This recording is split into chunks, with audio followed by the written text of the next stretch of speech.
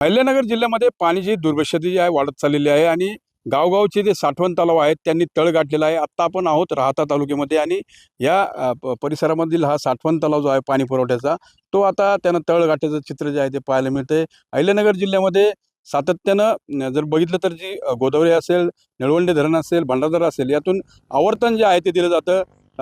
त्यामुळं आता जर मान्सून लांबला तर मात्र पिण्याच्या पाण्याचा प्रश्न निर्माण होणार आहे आणि त्यासाठी पिण्याच्या पाण्याचं आवर्तन द्यावं अशी मागणी गावोगावमधून होत आहे.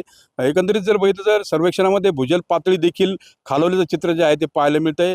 बोरवेल असतील, त्यासोबत विहिरी असतील, यांनी देखील तळ गाठलेले आहेत आणि त्यामुळे दिवसेंदिवस पाण्याची कमतरता जी आहे ती भासू लागलेली आहे. शेतीसाठी देखील पाण्याची आवश्यकता आहे.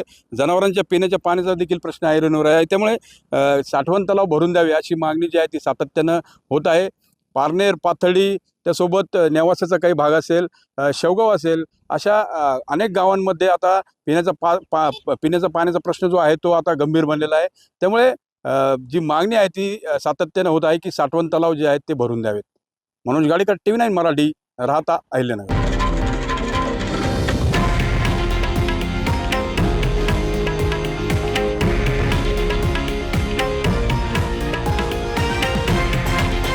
हे आहे देशातील नंबर 1 न्यूज नेटवर्क आणि आपण पाहत आहात TV9 मराठी, एकमेव.